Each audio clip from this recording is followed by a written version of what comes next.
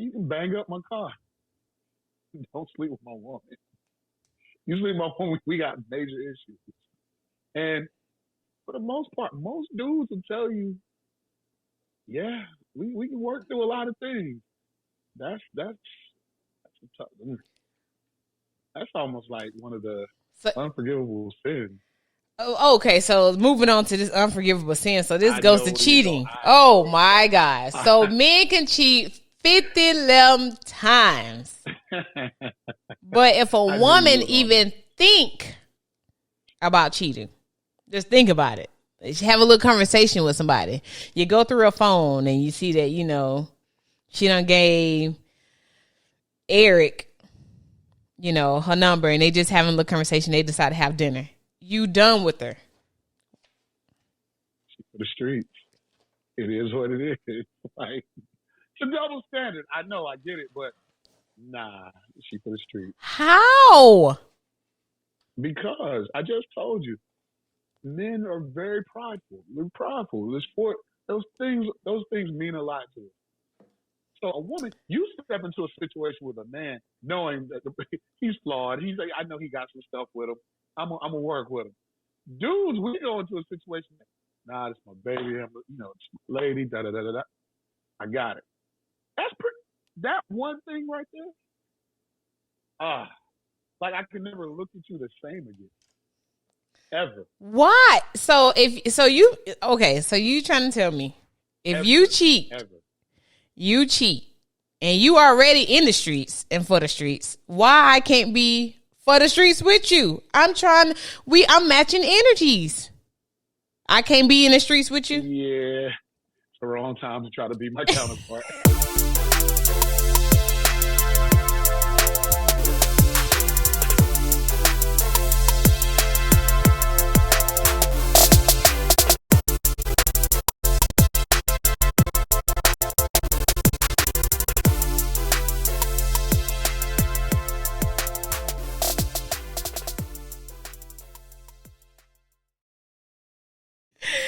Welcome back to the Straight Chaos No Chaser podcast. I am Adrian, your host, and today we are talking to what I want to call you, a good friend.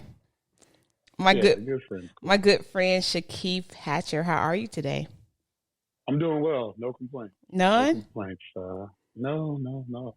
Well, I mean, life is good. You don't seem like the complaining type. I mean, I do to people that I'm really, really, really close with, but I try not to put that out there too tough. And everybody has something they can complain about, but it doesn't get you anywhere. See, I like the way you think. Kind of fix the issue. I welcome your energy. I always say you can't complain about something that you're not trying to fix. So that's how I feel about that. True. Well, before we get started, I want to make a toast. So whatever you're drinking, let's toast to making it plain, being open, and being transparent. Cheers.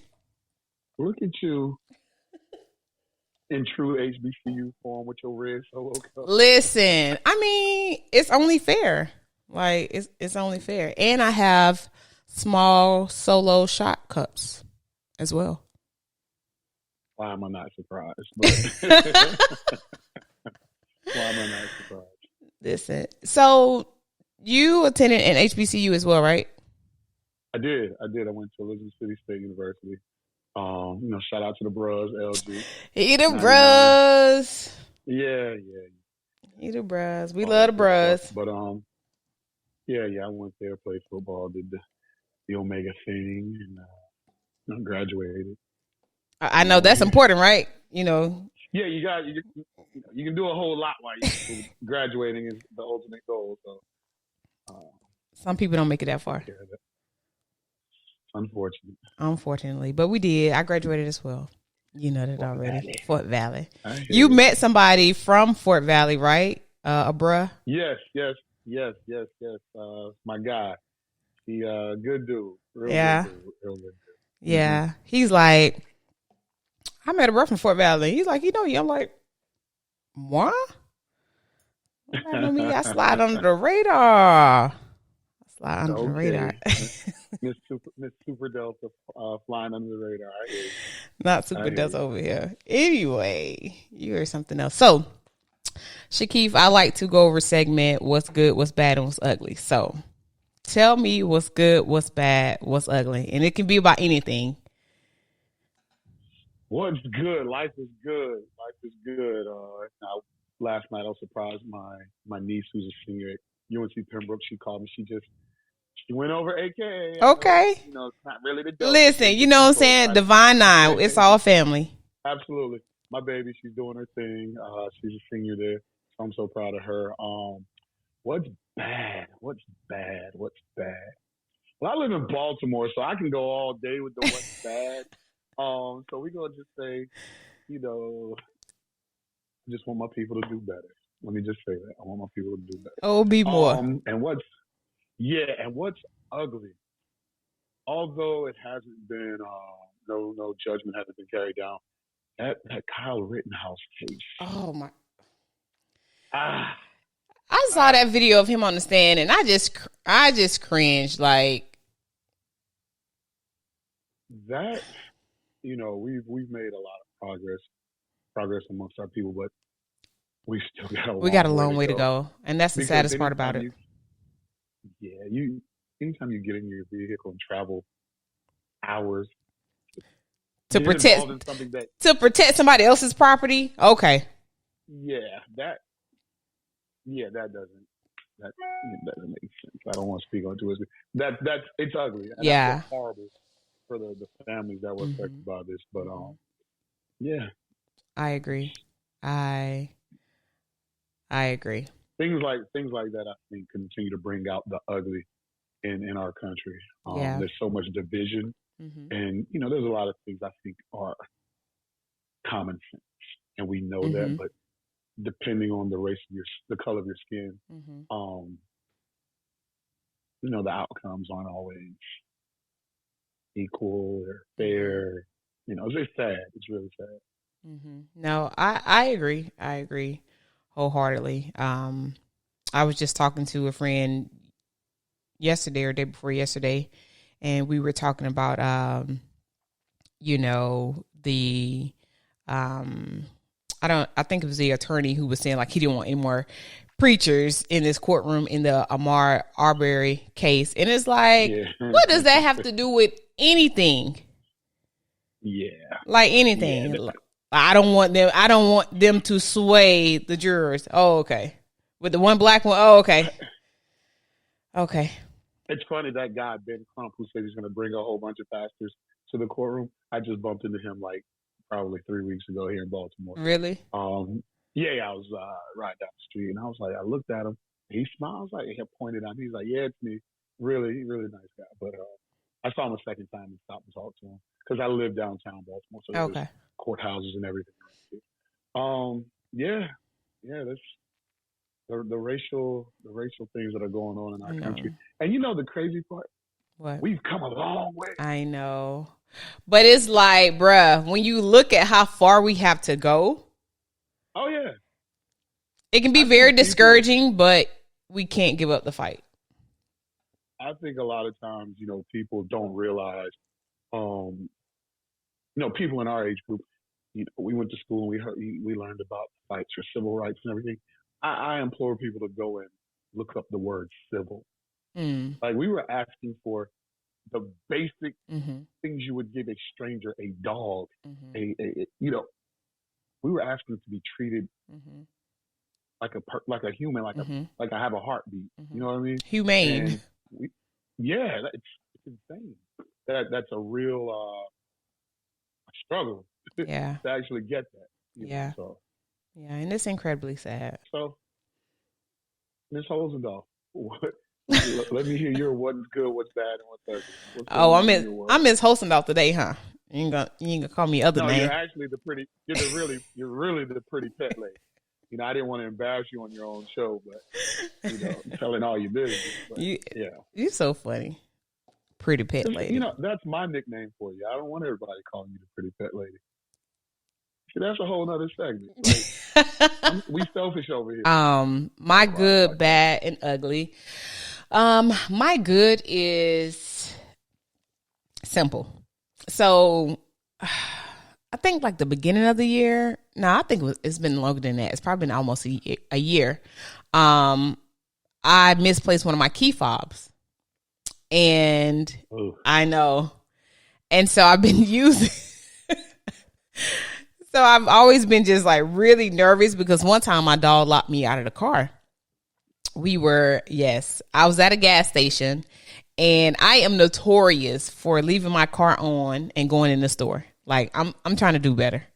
Yeah, don't. You could never live here. You could never live here.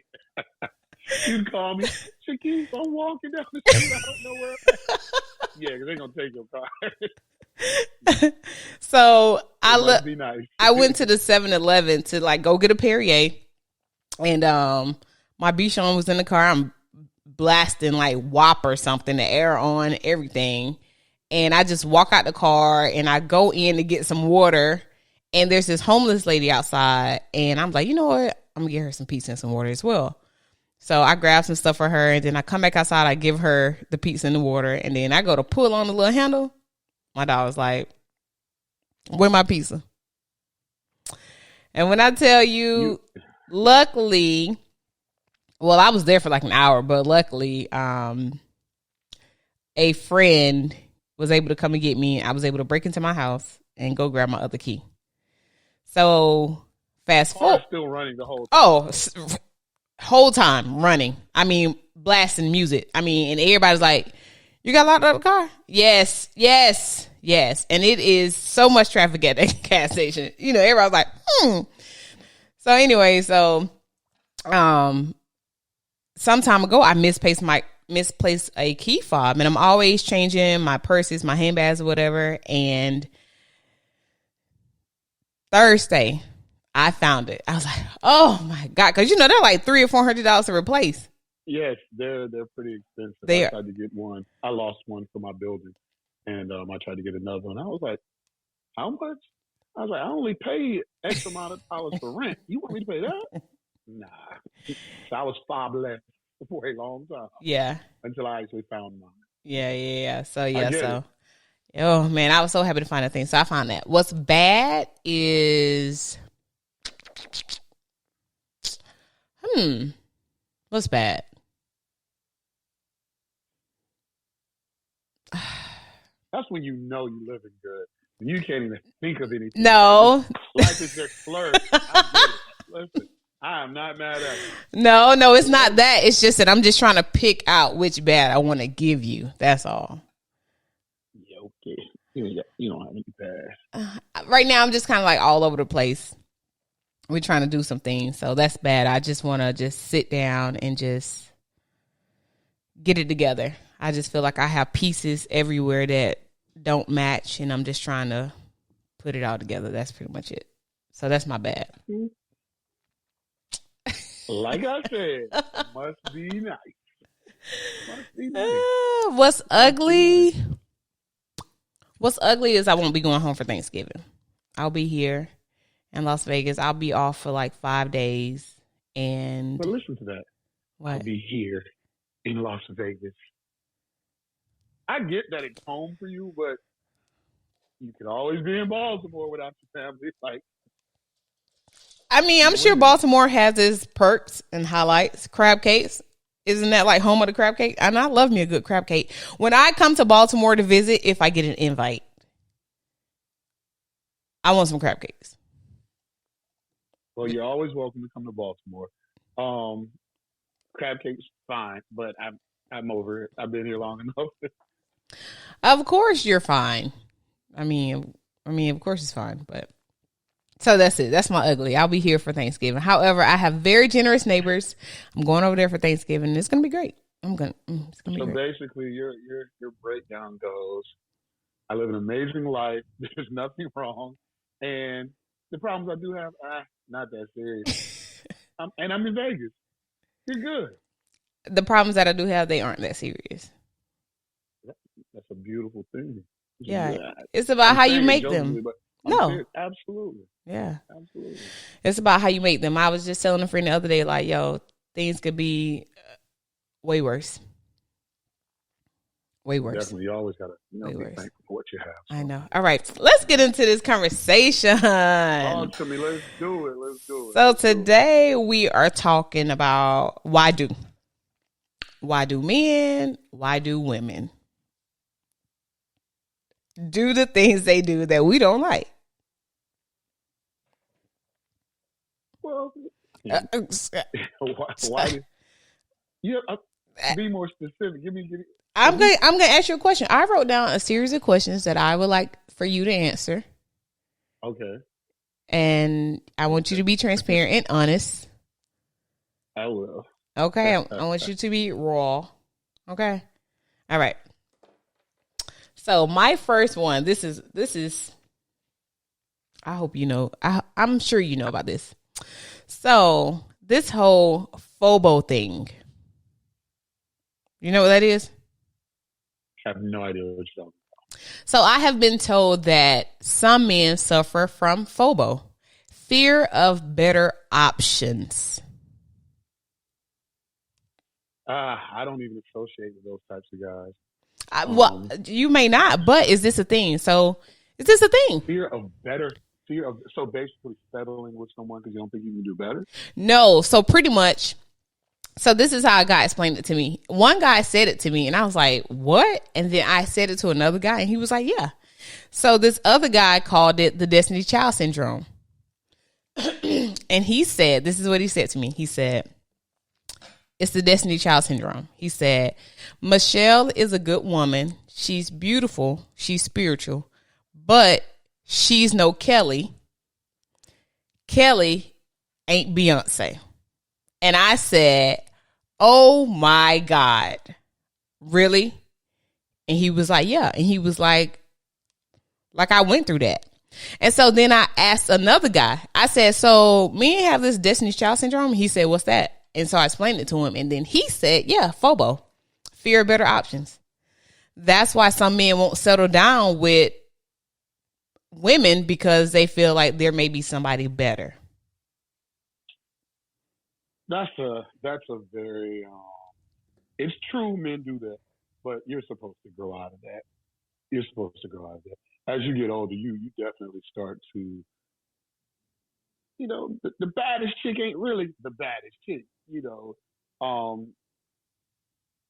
be still being transparent. I've dated women who are drop dead gorgeous, couldn't boil an egg.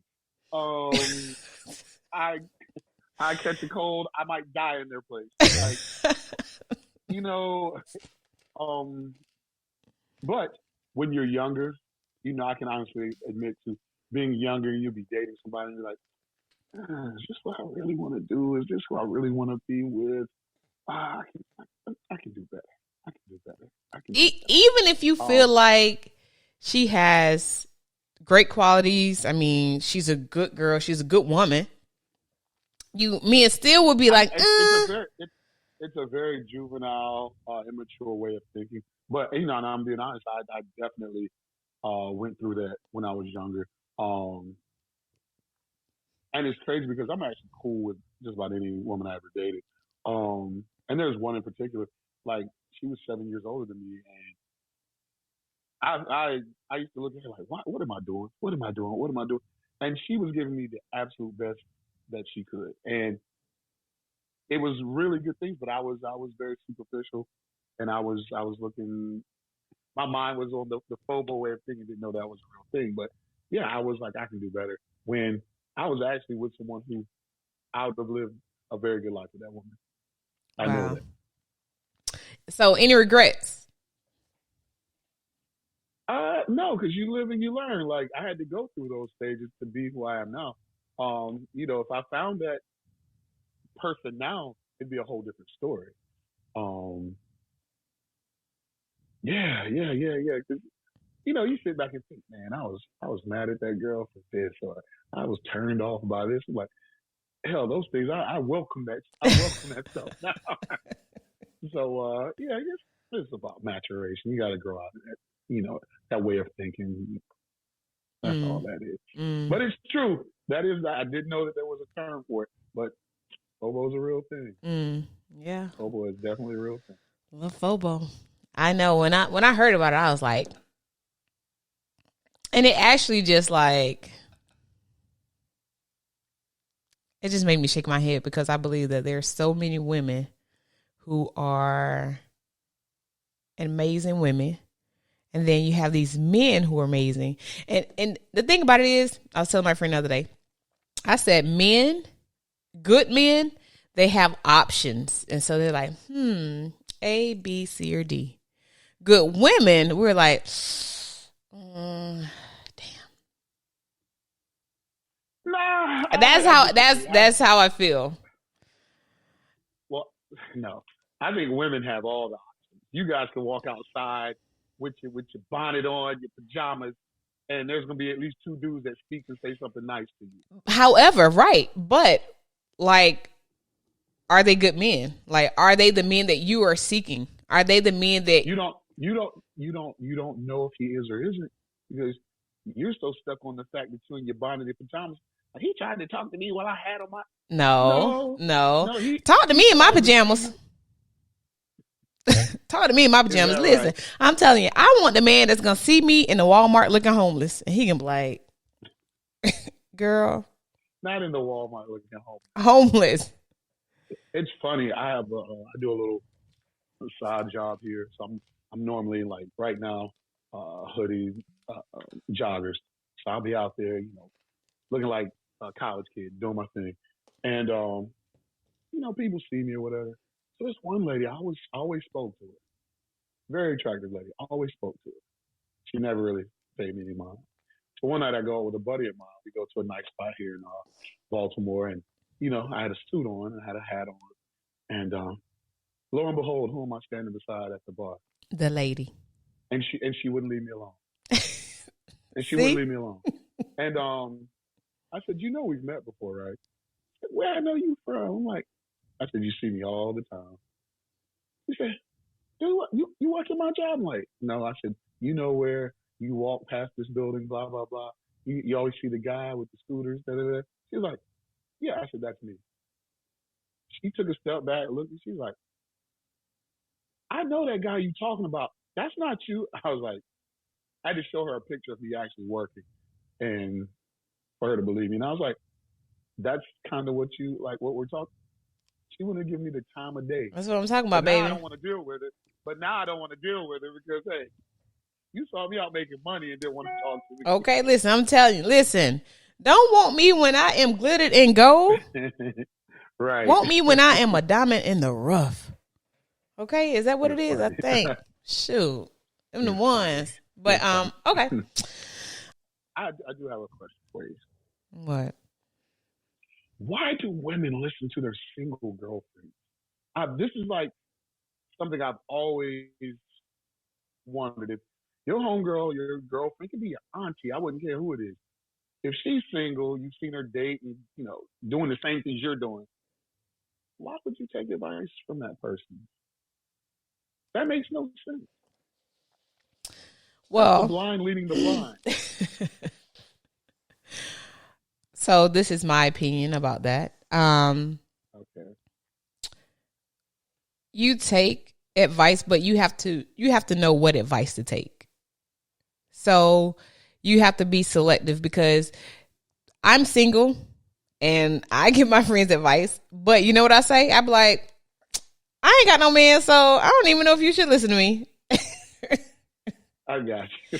That's what I say. But at the same time, I believe that what we're trying to do, and it depends too. So sometimes you have women who are scorned and they are broken. And so the advice is always going to be negative, and it's always going to be, girl, you better watch out for this, or girl, you better do this, da da da da. And you have to pay attention to who is saying it. Not what's being said, but who's saying it and their situation.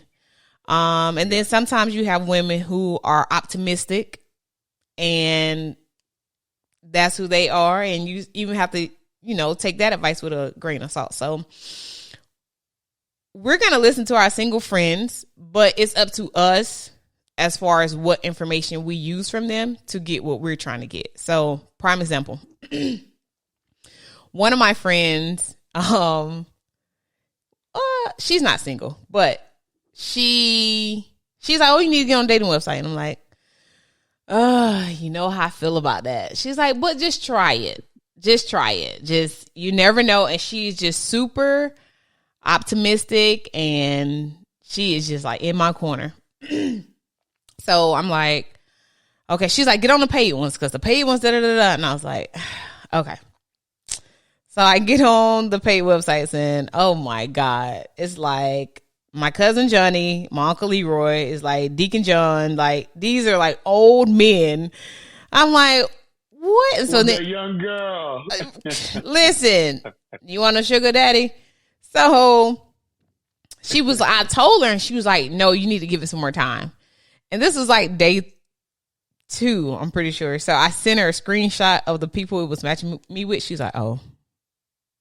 I was like, girl, I'm finna cancel this thing so fast.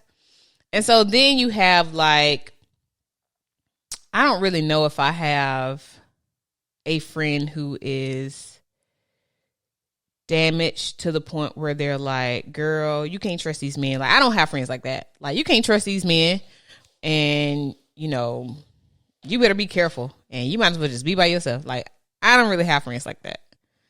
But no one wants to be by themselves. That's right. Nobody. But some women will say, you know, I'd rather just be alone. But truly, you really don't want to be alone. The thing is, I would rather be by myself than to be with somebody who's going to hurt me, you know, mislead me, you know, all those types of things. So, so to answer your question, we take advice from our single friends because we want the advice. We do want to know what to do. And everybody is giving advice based off of their past experiences. But again, it's just up to that individual to, you know, use the information that they have been given to, again, get what they want. So it's just all about the individual. I had a very same girlfriend back a long time ago. She used to take advice from her single girlfriend, who I thought, this sounds bad, one of the lowest character people I'd ever met. Like, she just had dudes all over the place. And I'm like, why would you listen to her? Like, we're having a real argument about something she said. Like, the base of this relationship is being destroyed. Like, it was awful. It was all, and it just, you know, well, she said, okay, stop talking. Right. Stop talking. Yeah, it's no. But a lot of women do that. A lot of women, and you know, I have an older sister. I've got a lot of aunts, a billion cousins. They listen to people who have never experienced what they want, have done terribly, you know, that just date horribly. They choose horrible men or women. I don't get it.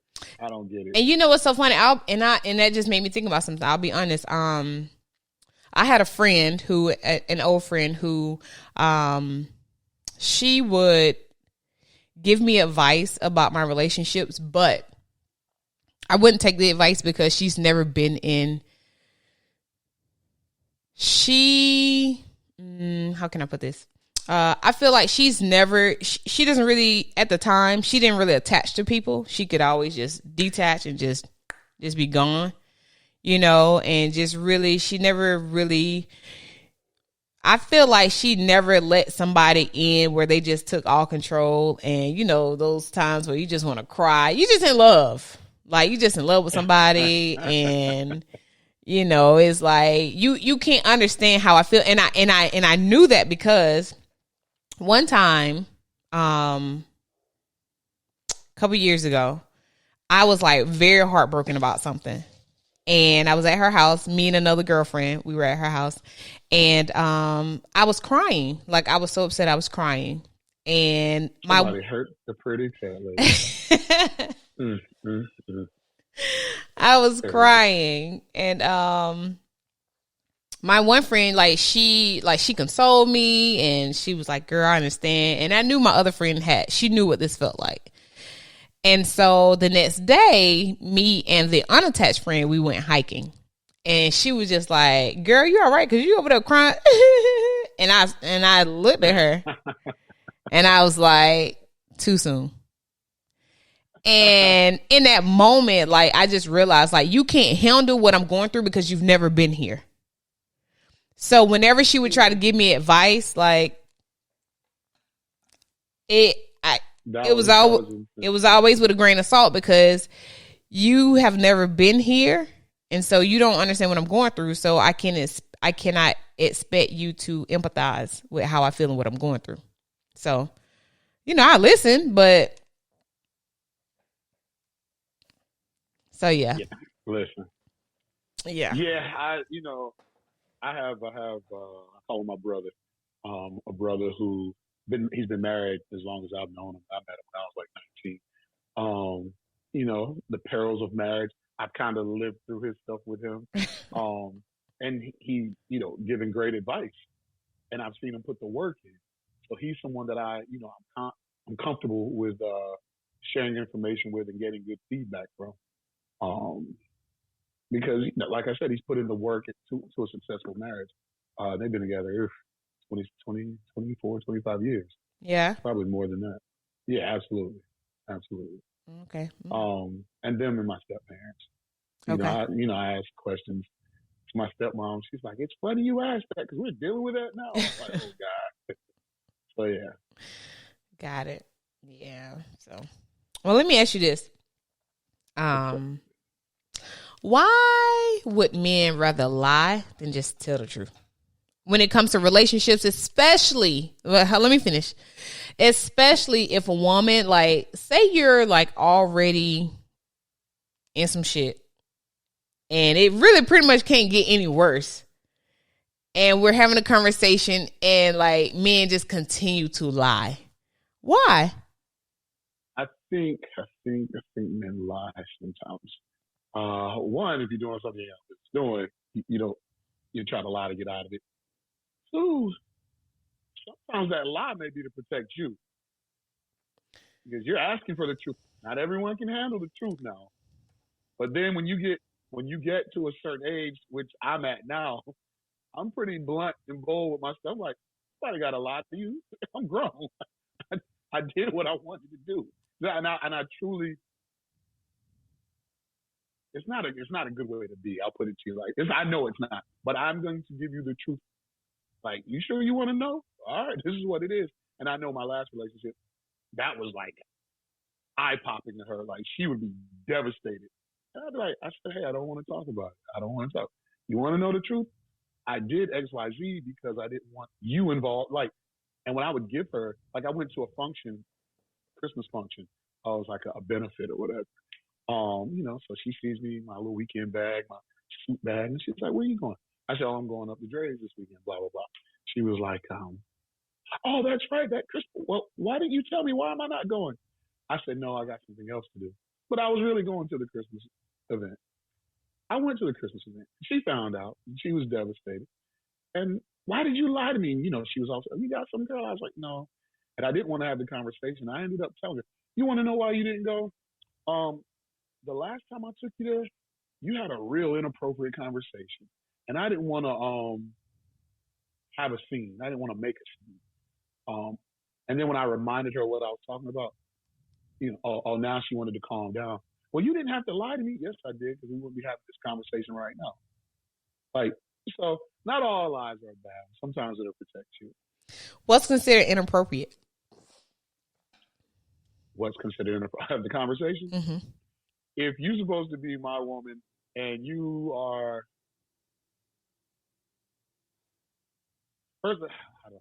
you should never be trying to make plans and if I can look across the room and the body language is not what it's supposed to be, okay, mental note. It's a conversation for the car because I'm not gonna make a scene, but the conversation will be had. And I was like, it happened.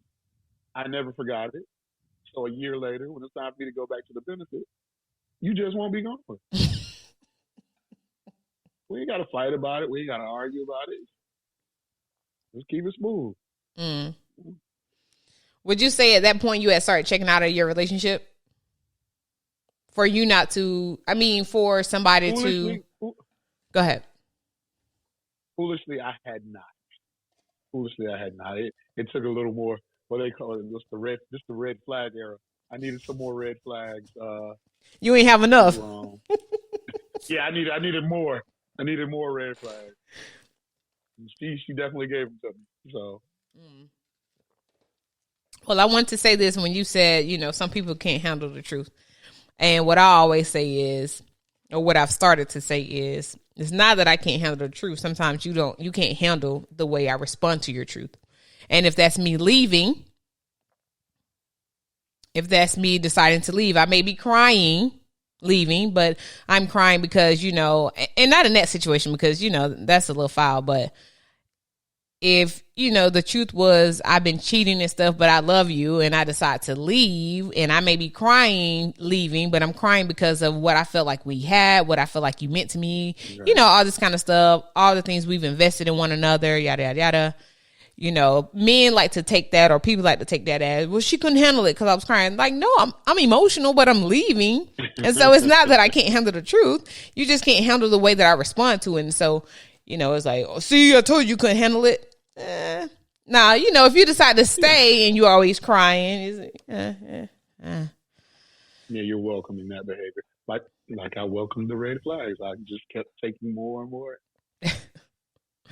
Don't worry. We all see those flags. And I just told somebody yesterday, I said, if you are dating somebody and they act a particular way with other people, like hostile or whatever the case may be, but they don't act that way with you, believe me, it's only a matter of time. Trust me.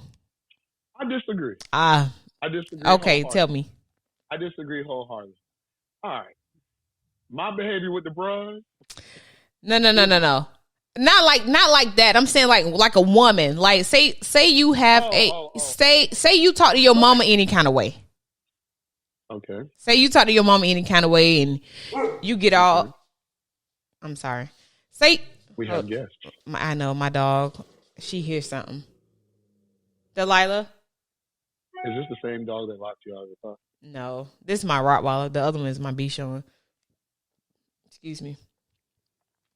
But I disagree. I think people. I know me personally. I deal with people according to my relationship with them. There's people that I refuse to talk to. I'm very short, and you don't know the relationship a person could have with their mother. So it's more so like a character thing to me. Like if you are like a butthole, or if you feel like, no, I got to put a person in their place if they cross me wrong, or if you feel like you just want to cuss people out for no reason, but it's like, but baby, I love you, da da da da da. And then when you piss them off, like they cursing you. Oh my God, you like, but I thought you had loved me. No one's ever spoken to you like that. So you'd be surprised. It happened one time, and I was like, oh. But I tell you, first and last, I'll tell you that much. It's funny. You just made me think about something. Okay. I've got so many homegirls. They'll deal with a guy who cheats on them, beats on them, makes babies on them, steal their money, tear their cars up, all of that. And they will go to the ends of the earth for that guy. I mean, stick by his side. Ride or die, ride or die, ride or die. They ain't doing nothing but dying. They ain't even ride. They just dying. Then you get a brother who comes to like, listen, I ain't really with all that extra blah, blah, blah. As soon as you step out of line, like, they going crazy. And I'm like, wait a minute. You just went through X, Y, Z. I came in at 4 a.m. We really? That's where you going with? Don't treat me like you should have treated him. Horrible. What is that about? What is that about? So your question is you have a woman who has gone through the ringer with one person, and then when they get to the next person, they treat you like crap? Who's being nice? Yeah, I had. Yeah, like, hold on, I don't do any of that nonsense. So okay. So maybe because I mean I ain't nobody ever hit me, and I don't think that that will go well. All the Georgia's gonna come out. Lord have mercy. That ain't gonna go well. See, when I was little, I used to I would fight anybody, even boys. And I remember I was talking to a friend one time. It was like maybe a year or so ago, and I was like, I fight dudes. He was like, but Adrian, we grown now. I was like, you're right. So I guess I don't. But don't be out there standing up to no grown man. Right. Women probably do that is because it's like in my next relationship, I'm gonna be different. And any sign of him getting crazy with me, I'm just gonna go ahead and nip that in the bud. However, it's not your fault because she doesn't know how to she doesn't want to be the person that she used to be with the man she used to be with. So it's kind of like, she doesn't really know how to handle you in the little things you do. So it can be minute. And she's like, you know what? I'm just going to nip this in the bud. And even though I'm on 10, like, this is not happening. And you may be like,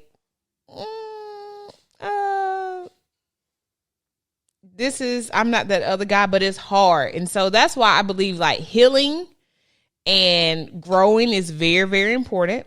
And some people say that your past is not important, but I believe that it is. Because people need to know where you've been and what you've been through. They need to know what your triggers are. I feel that's very, very important.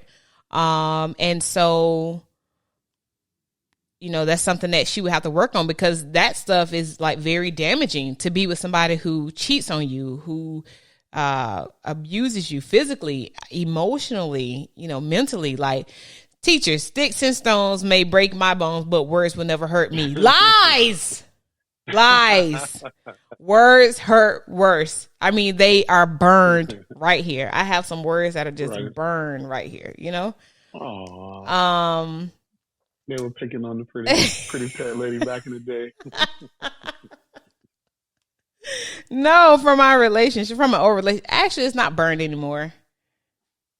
Yeah, it burned a little bit. Well, I won't say it burns, but it's just there, you know, and I just remember how it felt, you know. I just remember being in a certain situation and just how I felt in that situation, and it was just very hurtful. But anyway, but again, like you have to know a person's triggers and what they've been through, and sometimes people can't deal with that. Sometimes people can't deal with somebody who's been through so much with somebody else, and they don't want to carry that baggage, and that's okay. But then you have some people who are patient enough to want to work with you and want to be there for you and who understand what you're going through. Neither person is wrong. But so to answer your question, because I'm trying to do that better, to answer your questions, why will women let somebody do the dog to them, and then when they get with somebody new who mildly do something, they're like on 10? It's because like, yo, I let this man in this previous relationship do this to me. I'm not going to let you do this to me. So they say, you start how you want to finish. But again, it's something where you have to heal and make sure you don't pick the same type of people, because we do that because sometimes we feel like in relationships it's them, but a lot of times it's us, because sometimes you're picking the same type of people. And so it takes a mature person to see that as well. And I had this conversation with a friend like 8 or 9 years ago. Like, yo, it might be me. You know, I might be picking the same type of people. And so I'm getting the same result. But I mean, honestly, I wasn't saying that at the time because it ain't me. I'm kidding. Because it ain't me. I'm kidding. Okay. I kid. We make this. Guys make the same mistakes. I know I have picked the same types of women and received the same types of results. It would have been, you know, if we'd have had these conversations when I was like 22, I wouldn't be going through any of this. But you know what? You wouldn't have been open to receive. Nah, not back then, especially. Nah, you have to know. True. You have to know where you are, and yeah, and so. Let me ask you this: why will men let a good woman get away?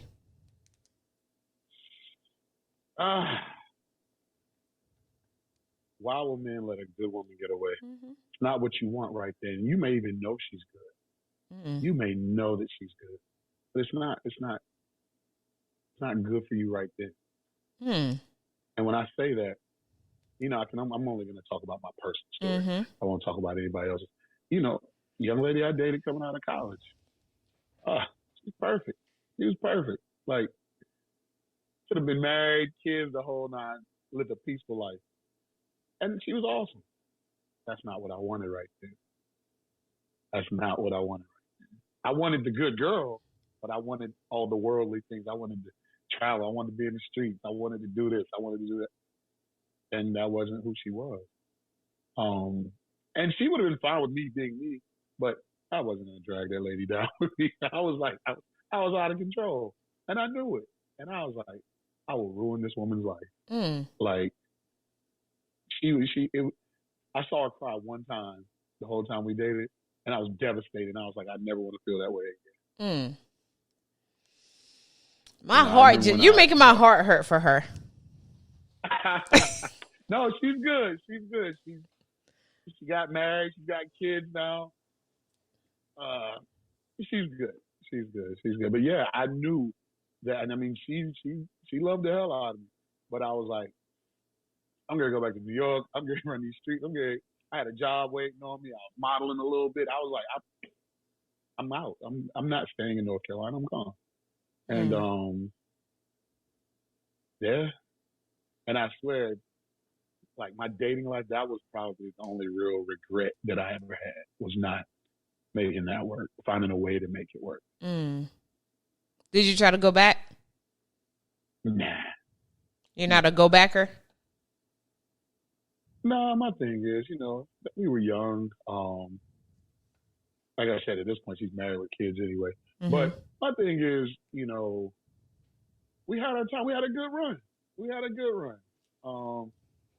If I had it to do over, I would definitely do some things differently, but I wouldn't be the person I am today. And I'm proud of who I am today. If I hadn't gone through those things, right, I wouldn't for be sure. Here. Look at you. Yeah, how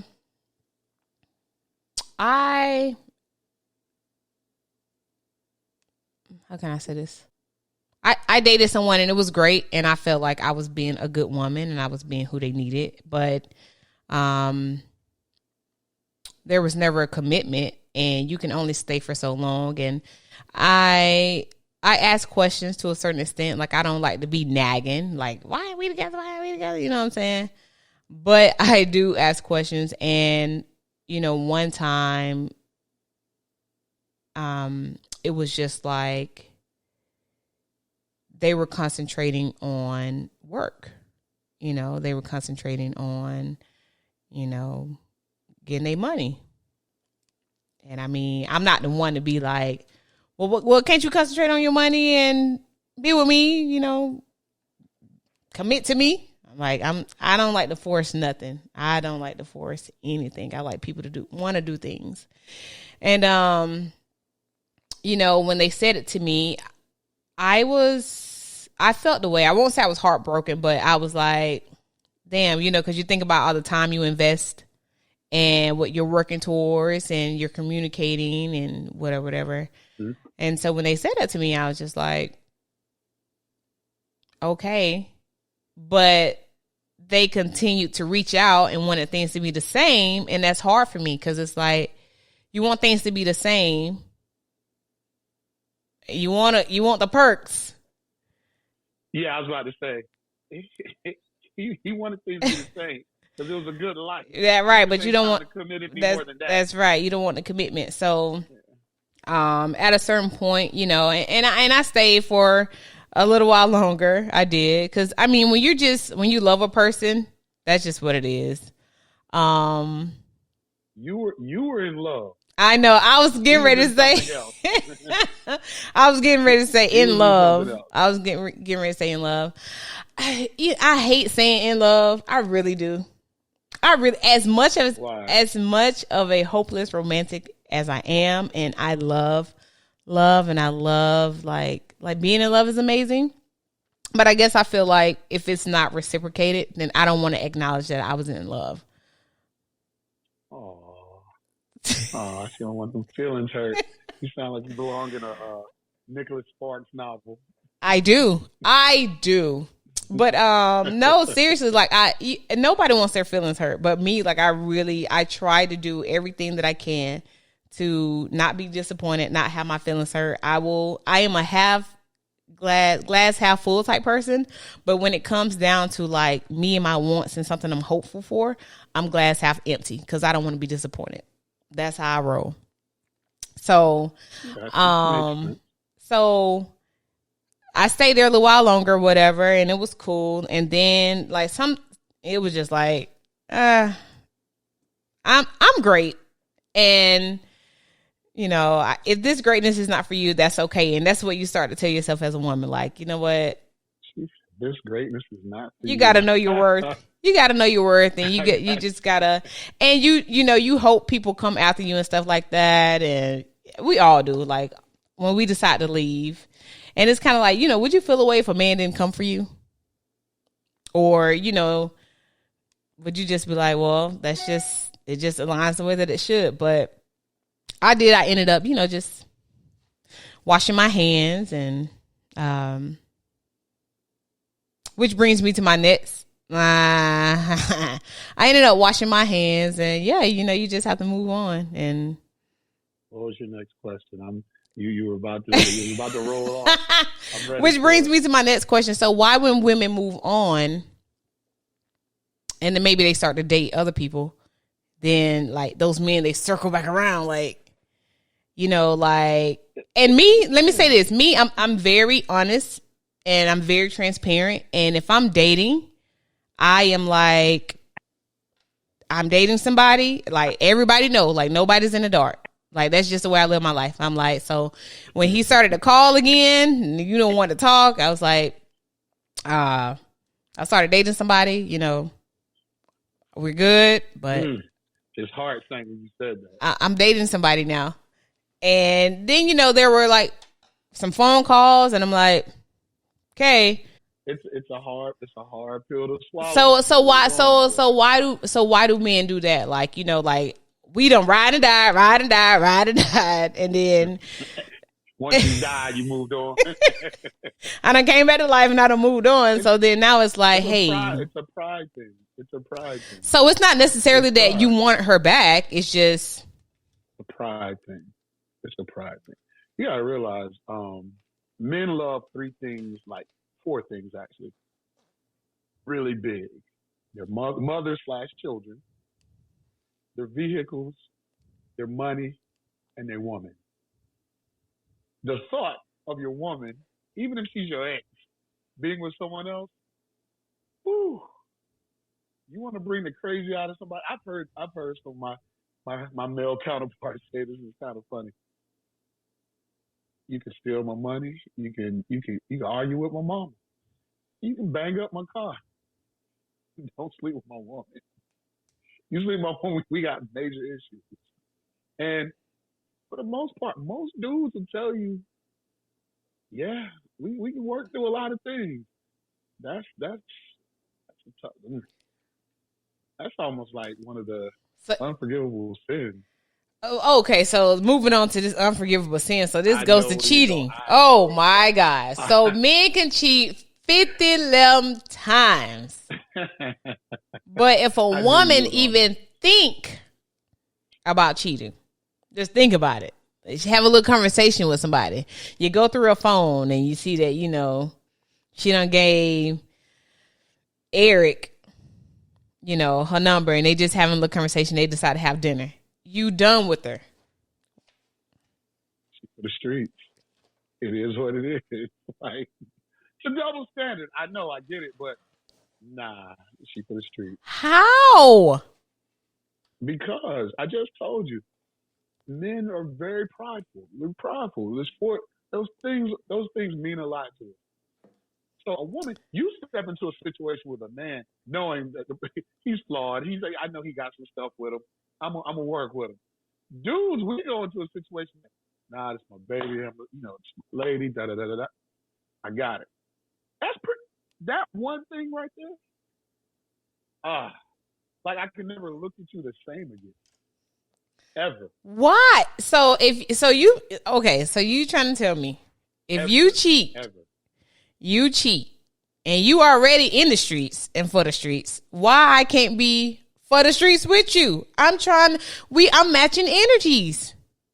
I can't be in the streets with you. Yeah, it's the wrong time to try to be my counterpart.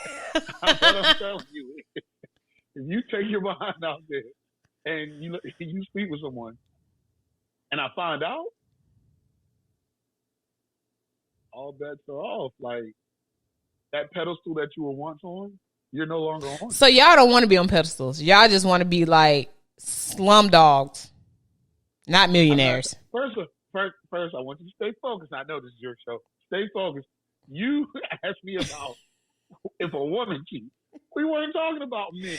But there's no reciprocation. If you do it, I should be able to do it. What is that?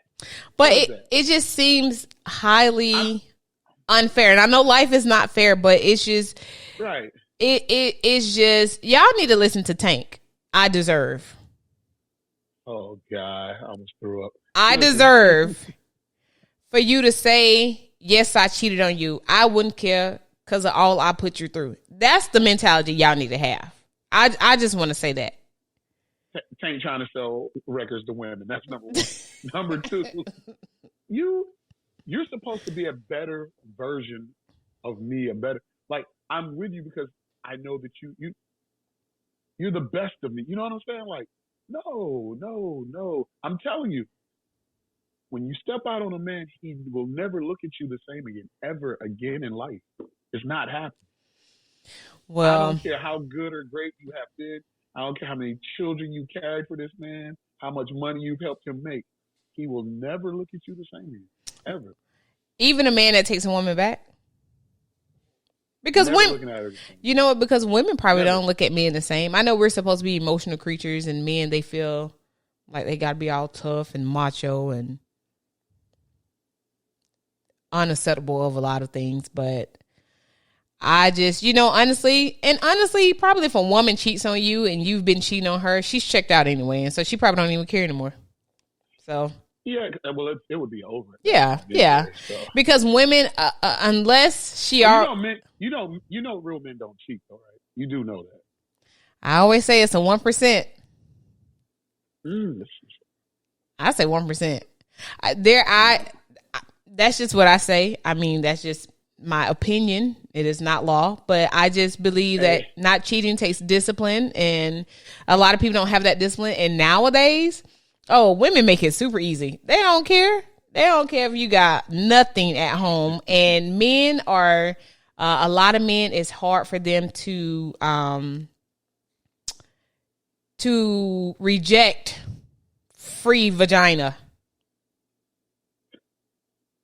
Not free vagina. Listen, let me tell you, let me share you something that I saw the other day. It's so funny.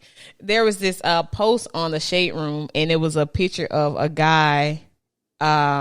He left like a bunch of money, and the note said like, here's a year's worth of rent to keep you out of your feelings or something like that. And a lot of people was like, oh, where this at? And my favorite comment that I love that people write is, hey God, it's me again. Hey God, it's me again, your humble servant. I see how you blessing other people. It's so funny to me. But anyway, a lot of people was like, oh man, like where you find this man? They're like, oh, Sierra's prayer, da da da da. And I just watched the comments and waited until I saw it. And then I saw it, and somebody said, this ain't nothing but some money to keep up my clothes when he acting the fool. And I was like, exactly. And a lot of other people was like, exactly. Like, this gives me side chick vibes. Like, this gives me, I do what I want to do. You shut up. And that's the thing. So what? I don't know if you heard me when I said it. You know, or real men don't cheat. I said that because when you still out here in the streets and you playing and you doing your thing, yeah, you having your fun. You haven't matured completely. When you're ready, when you're really ready to be with that one, that's when you know, the maturation process is complete. You're kind of like that's a real dude, the one who can turn down the, as you would call it, free vagina. Who doesn't fall to all the temptations that are out there when you know you've got a good woman. So that dude doesn't cheat. Yeah. You know what? And hold on. Let me say this. Lord, it's me, your faithful. He looking at you like, again, what we talking about today? He's like, I know your prayer in your Bible, okay? I know. Right. We've had this conversation, Miss Hosendahl. You know, I just yeah. Oh, what I was saying was, you know, women make it so easy to cheat nowadays, like, because they don't care anymore. And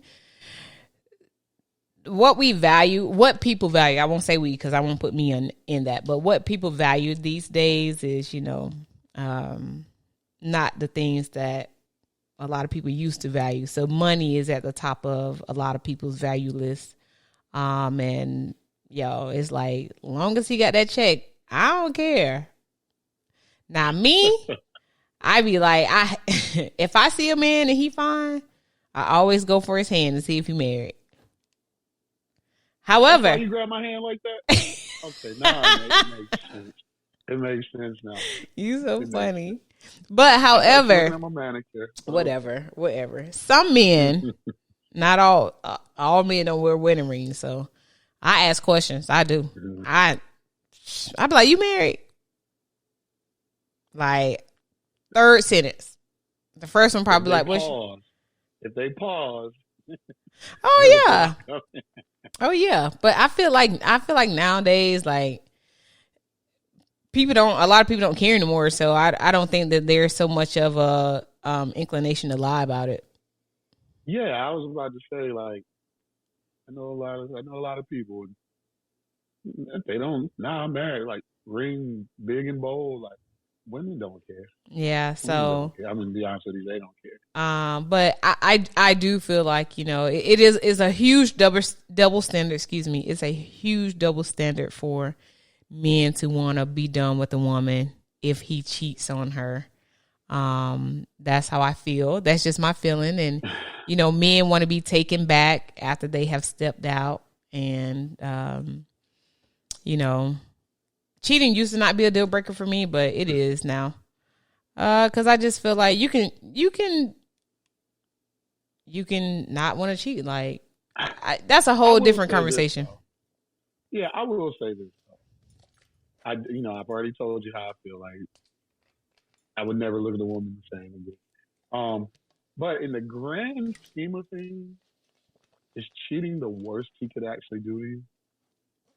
No, not at all. Oh, okay. Because women will take, I know women who've been with guys who went out and destroyed their credit, like destroyed it. And I'm like, like, you should have assaulted him. That, like, what are you talking about? But then you mad because he went and slept with somebody. Like, that doesn't make sense to me. But you all deal with a different set of when it comes to relationships. Women, I think, you guys are very emotional. Mm-hmm. You guys are very emotional creatures. Men, whereas men are like, it's all, strategic and logical. Like, it has to make sense. It has to be calculated. Yeah, you go out here and speak with somebody. We can turn calculators and everything else off because it's dead. But y'all sloppy though. That's how we find out y'all cheating. Y'all real sloppy. Very. Y'all sloppy. Somebody told me the other day, they was like, women. So, how you say that when women cheat, men will never look at you the same, blah, blah. I actually talked to a friend the other day, very blunt man. And he was like, if my girl cheat on me, like, the shit I've done, I mean, what am I gonna be mad for? And I respect that. I respect that. I and everybody can't think like that. He was like, what am I gonna be mad for? He was like, really? He was like, even in college, dating this girl and she cheated on me and my homeboy was like, you gonna leave her? Da, da, da. He was like, man, no. He's like, man, all the girls I done ran through on that girl. He's like, no. And he was like, and he being honest, and I know he's telling the truth. And he was just like, we dated for like a year, a year longer, even after that, until she just decided like she didn't want to deal with my shit no more, because sometimes it's about a get back. Sometimes it's just things happen. And sometimes you just like, yo, I don't want to do this. This is not who I am. I don't want to do this. But I respect what he said, and I said my little piece, but one way of looking at it, I recently had a buddy who found out his wife was cheating on him with someone that we both knew or know. Because I noticed, he took off of Facebook. There were no more "this my boo" type. Oh man. So of course, I called him like, "Yo, what's good with you? Everything good?" And I had already heard or whatever. He disclosed it to me, and I was like, "What you gonna do?" And he stayed with her, and his justification was because he had been stepping out and doing his thing. And my thing was, did she catch you? So you mean to tell me that your wife stepped out on you and you're staying with her because you haven't been, but she's never caught you. So she did that on her own free will. But how you know? Y'all, I'm telling you, y'all sloppy. That woman knew. Like, we know when y'all be cheating. I had a man. Oh my God. This man was like, I fell asleep in my car. What? Oh, okay. There's no way. Listen, and that's what I want to say. If a woman, like if you find out that a woman is cheating, she probably wants you to know she's cheating, or I don't know if she became sloppy or something, or she slipped up like the Tyler Perry movie. Like, the Tyler Perry movie, Why Did I Get Married? to? Mm-hmm. And she's like, oh, Phil. I was like, you should have said, I'm trying to fill up the tub or something. Yeah. You were supposed to roll her off the bed. Have a whole conversation right there. Like, Shorty, what you talking? Who the hell is Phil? Like, stuff like that. That man said, and let me guess, y'all went to dinner on such and such and such because you came home and made love to me like no other. And he was like, you was thinking about Phil? And she gonna say yes. Not girl. Not lady. She should have lied. Not lady. You saying she should have lied? Yes, you don't. What I'm learning is you don't tell people everything. And it's not that I'm trying to be a deceitful person, but like you say, you can't handle the truth, right? So I need to lie to you because I'm trying to protect you. The only thing, well, we're using the Tyler Perry movie as an example here. The only thing she had going for is that she had not slept with him. She had only had conversations with him. That you can work on. You can work from. We can get over that. We can. I can get over that. Conversation off and blah. You can get over that. You and Phil go down that street and do. No, there's no way. Well, let me ask you this. How do you? Let me ask you this. What if you didn't find out and she told you? What if she felt bad and she told you? Does that mean anything? Told me that she slept with him? Yeah. Like you didn't find out. She told you. Like she just came clean. Deuces. I'm out. No. You were that emotionally attached that you decided to give him all the things that I've been protecting and worked for, and nah. What if she wasn't emotionally attached? She just wanted to get her rocks off? Yeah. You have no self-control. I don't want to be. Like, come on, I'm a dude. How many times I walk down the street and see a beautiful woman? Am I supposed to act on every impulse I get? Oh, sleep with her. No. You slept with some of them. Well, I'm single, so I can do what I want. What I'm saying, I'm speaking hypothetically. I'm not. No. I'm talking about being in a relationship, Shakeff. No, Jeez. You can't. You didn't have no self-control, so we both ain't had no self-control, and we both for these streets. All right, moving on, because we will talk about this all day long. Okay. Do you have any questions for me about women? We can be here for the next 10 years. We ain't gonna be here that much longer. You are, women. It's like, and the crazy thing is, professionally, I work around a lot of Caucasian women, and people a lot of times like, "Do you date white women? Do you?" And I'm like, "Nah, I've never dated a white woman. Never been attracted to white women. But I have friends who exclusively date white women. Black and the men. black women that black men who exclusively date white women. And my question is, why does that bother you all so much? Sisters hate that. Why? Why does that bother you so much?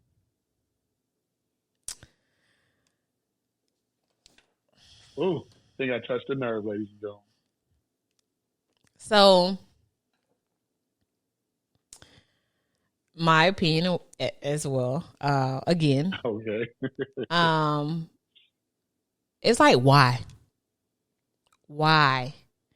Besides the fact that you were raised by a black woman, your sisters, your aunts, your cousins are black women, just why?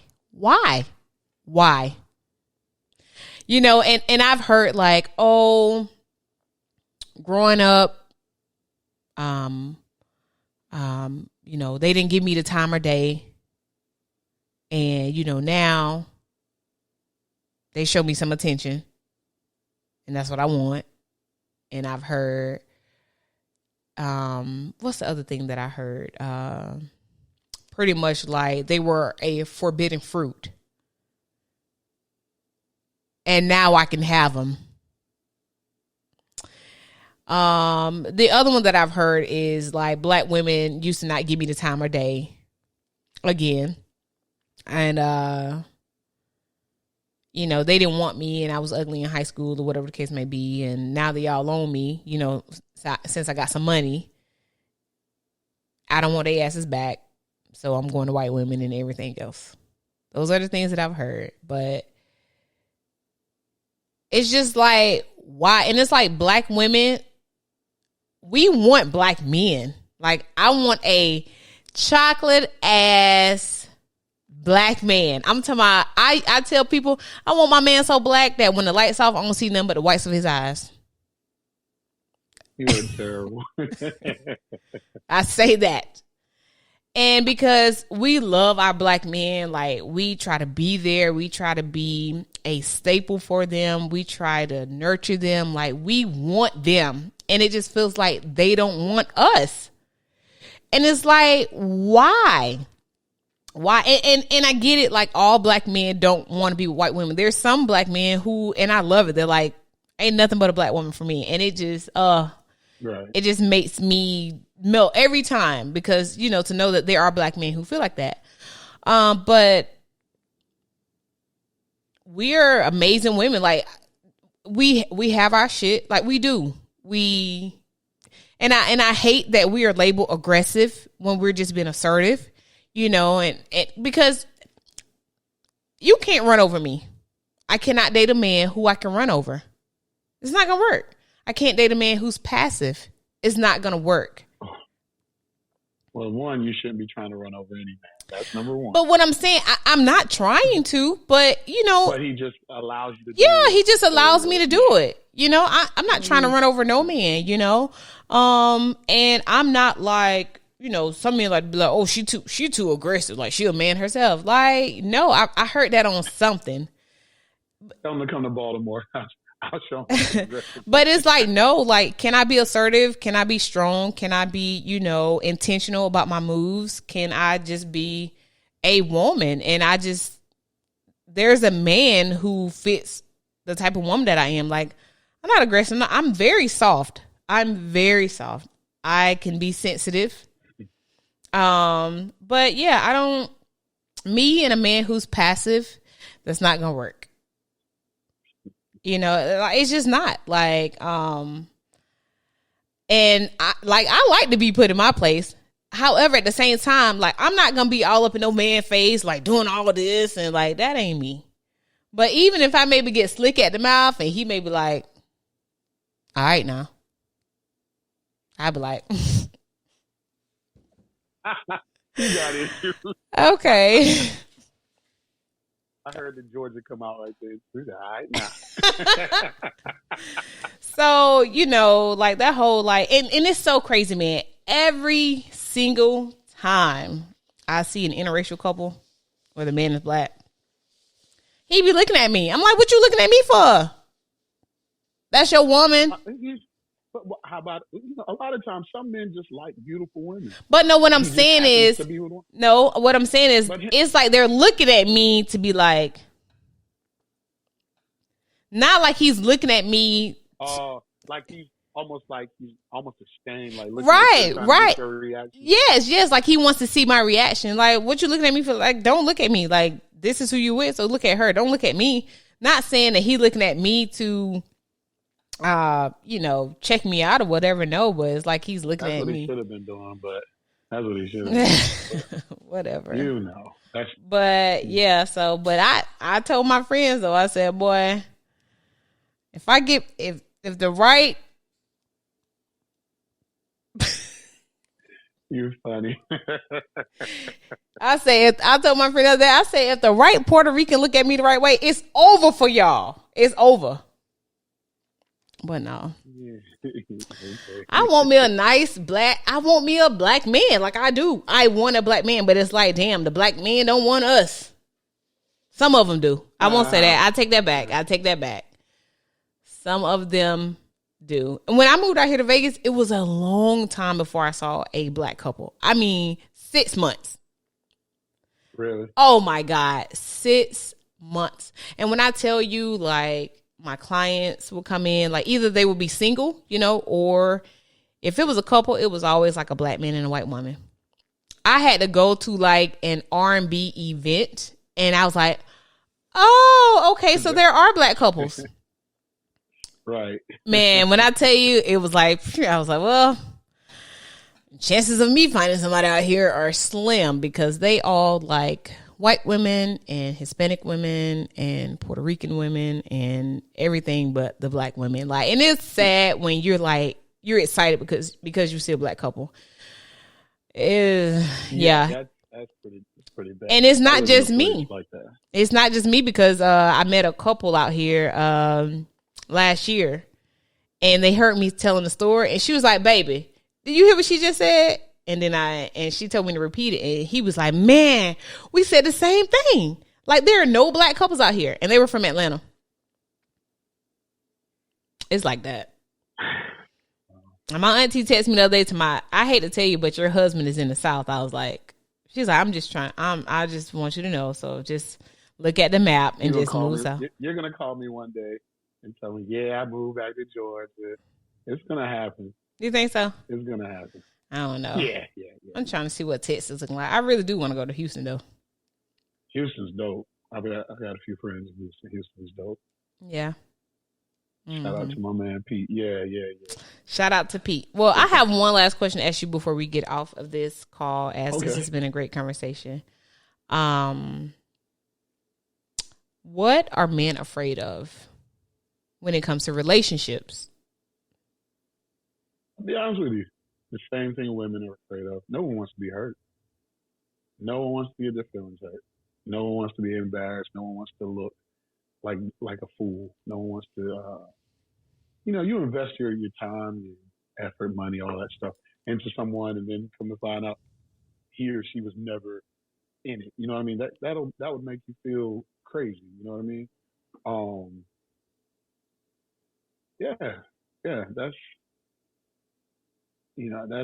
I know the last serious relationship I was in, I actually relocated my ex to move in with me. She moved up here with me, found her a job. Everything was good, popping. Found her a job, making more money than she ever made. And as time went on, I was talking about those red flags, that was her. I just started seeing them.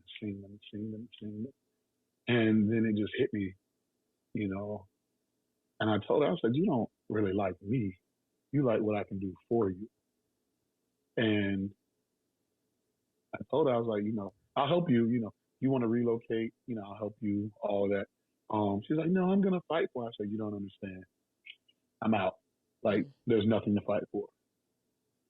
So we coexisted for the next 7.5 months. Oh. It was cool.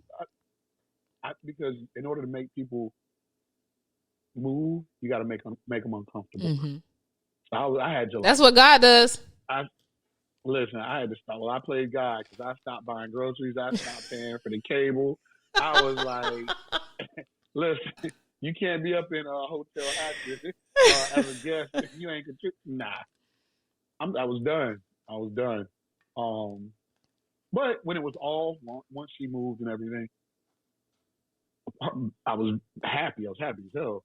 But there was still a part of me that was hurt a little bit because I put so much into it, only to realize that this person wasn't really down in for it you for the right reasons. Yeah, but it was like, ain't nobody no fool. I can't keep doing this. You gotta go. So gave her the boot. yeah. What? And then let me ask you this: what are men afraid of as a whole? Like, just period. Not even relationship wise. No man wants to be a failure. No man wants to be looked as not successful. Whether it be professionally, with your family, amongst your peers. Most of the guys I surround myself with always strive, trying to do something, trying to get ahead. And when they're not on top of their game, you find a man that's unemployed, I will show you a miserable soul. Mm. Men do not like to be not real strong black men. They don't like not being deemed successful or on their game, and it's a pride altering. Yeah, it's awful. Mm. It's awful. Mm. You wanna test a man's character. Check him out when he's down. Check him out when he's down, and see how he handles it. Mm. A weak dude is going to spaz out and do all the that things that aren't even going to help him. But a real dude, he's going to bust his ass and get on his game. So. Bonus. I just thought about this. Since you be dropping these Jews. What you got, Miss Hosendorf? Since you be dropping these Jews, Shakeff. So let me ask you this. This is a bonus question. When it says be a man's peace, what does that peace look like for you?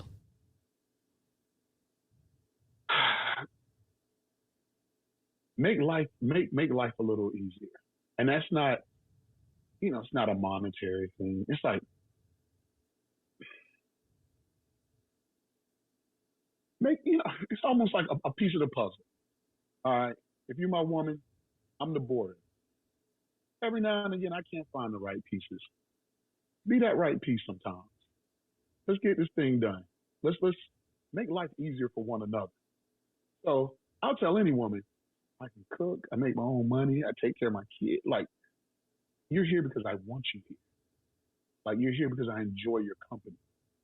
So when I don't enjoy your company anymore, that's when we got a problem. Why would I not enjoy your company? You nagging me. you bringing drama to my life. That's not necessary. Everybody has their stuff. I get it, but be the peace that you want. No one wants to argue all the time. No one wants to be angry all the time. Reciprocate what it is you want from your mate. Mm-hmm. And every man wants a woman that can cook like their mama, sex them like a porn star. You might have a little work ethic, work out a little bit. Everybody wants all of that stuff. It ain't gonna always come in that perfect package, but even if you're trying, we can work with that. Mm-hmm. It's when you're not trying to do any of that stuff. Like, well, what you here for? Like, cute? Hell, I can get a puppy to be cute. Like, this is true. This is true. I got it. I got it. Now take that back to your female village. Spread the word. Shout it out on the megaphone. Let the folks know. Not my female village. They're gonna hear it. They'll watch it. So what is I don't want to say your piece. What is a woman's piece? How does that look? Well, I can only speak on my piece. And this may be what peace looks like for other women, but for me, peace is not only knowing me, but seeing me and just kind of trying to give me the things that I need. Like, if you see that, I may be stressing out or something like that, like, do something to just get me out of that for a moment. Don't, be like, well, you should have did this and you should have did that. Help me problem solve. Help me problem solve, For me, peace is trust. I don't have trust issues, but honesty is very, very important to me. And so being transparent and listening to me. And if you know something may trigger me and I'm not being absurd and what I'm asking is within reason, like, let's compromise. Because when I feel like you are not, if you see how something really just makes me feel and you just like, nope, then I don't really think that this is something that you want to,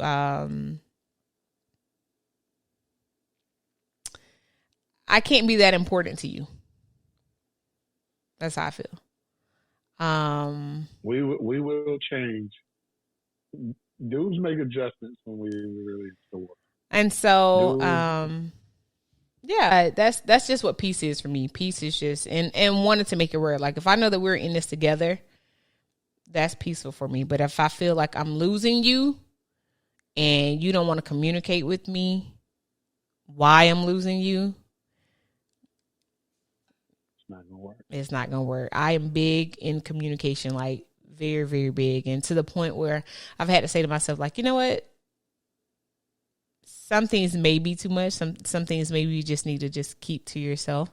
But if something just doesn't sit right with me, I'm going to ask. Like, if I dream about it, if it keeps me up, if it's just like poking at me, we just going to have a conversation. And that's just what it is. And I'm not saying that we're always having a conversation, because I don't like to argue. I do not. Like, I bet you're pretty good at it, though. You got a problem again? Right. Like, but you think I'm pretty good at it? Yeah. You give vibes like, we can do it. Like, what's up? But I tell you what, in arguing, like, some good advice that I heard from a person, they were like, what did she say? Keep the sets dirty and the fights clean. And she's like, that's how we make our marriage work. And some people, those are types of friends you need to have. Like, that's great advice. That is great advice. That's what she say. Yeah, keep the sets dirty and the fights clean. I'm very big on, you're going to have disagreements. There are going to be arguments. But watch what you say. Yeah. Because long after we walk away from each other, I'm going to be thinking about it. Mm-hmm. You're like, did she just say? Yeah. And that's the thing. Go ahead. No, I try not to. I'm real big on, we shouldn't talk right now. Give me a minute. Because. And I'm that person, I'd be like, but no, let's talk. So, but I'm going to have to. Like, you don't want to talk to me right now. Because let me cool out. Let me process. Boom. Because when I come back, I'm going to be like, look, this is not what it is. Blah, blah, blah. If we do this right now, it's going to be a whole lot of, it's not going to be nice. It's not going to be cool. It's going to be, if I need to edit it, like, you got to edit this conversation. Let me edit my thoughts, and I'm going to get back to you. Because right now, it wouldn't be good.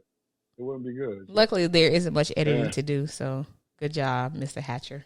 But I need to see the finished product. Whatever. But yeah, so, I can argue, but I will say this. In arguments, I try not to be petty, and I really don't like being petty. I was petty last night, though. I was proud of myself for being petty too.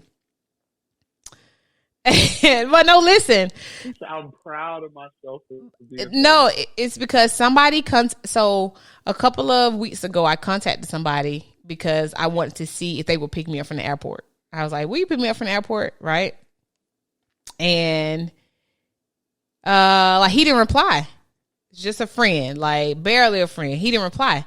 And then the next day he was like, did you make it home? I was like, wouldn't you like to know? Wow. Yeah. So then last night he calls me at like 9:30, and I'm at a point now where, depending on the type of relationship we got, don't call me after 9 o'clock. That's where I'm at in my life. Don't call me after 9 o'clock. You are. Then he sends a message. Like, can you get me? No, I need a huge favor. Can you get me this, that, and the other? I ain't even reply. I was like, good job, Adrian. Yeah, because I'm just what. No, I was just gonna say you're forever that person for me. The ride from the airport in Vegas, you're that as long as you live there. That's my job. As far as I'm concerned. Well, you gotta get here first. Shots fired. Got you. Just wanted to let you know. Whatever. We are not finna do this. We are not. Yeah, the one time you were gonna come here, I was gone. Well, I still would have been there if you would have been there. Would you? I should have said that. Yeah. You're funny. Anyway, but yeah, I try not to fight dirty. I try not to be petty because a lot of people do that. They throw stuff back in people's face when they're arguing, and that's a no for me. That is a huge no for me. So I don't argue like that, but I will call you out if you're fussing at me for something that I'm doing that you do. Oh no, I'm gonna be like, you do the same thing. That's me in an argument. I can see. Out there trying to intimidate people. That's me in an argument. Like, I don't want to talk about this more. I don't want to talk about it anymore. I don't want to talk. I don't like that. I like to be the pretty pet lady. That's right. Stay in that lane. That's a good area. Well, Shakeff, thank you so much for being on the show and having this conversation with me. Having me. This has been fun. Thank you for having me. I can't wait to have you again. So before we go, I'd like to ask one tip that you want to give to the people. So that's about anything. It can be about this conversation. It can be about ladies, fellas, everybody, in the whole dating thing, since what we're talking about. When they show you who they are, believe them. Ooh. Believe them. And we're at the age now when you ain't really changing somebody, but so much. Believe them. Believe who they are. Mm-hmm. You say you can avoid a lot of problems that you'll invite. You can avoid them. Just believe them when they show you who they are. Mm-hmm. Mm-hmm. You know what? My tip is that I'm gonna co-sign that. I'm gonna co-sign that. Okay. Yes, because that is very, very true. When people show you who they are, believe them. Because, like I told you yesterday, what I said. It's not what you say, it's what you do. So, very true. You can tell me I'm this, I'm that, I'm coming, or da-da-da-da. You ain't here yet. Very true. You guys, thank you so much for watching our podcast. Please be sure to like, subscribe, comment, and share this podcast. We will see you next time. And in the meantime, much peace, love, and chaos. Peace out.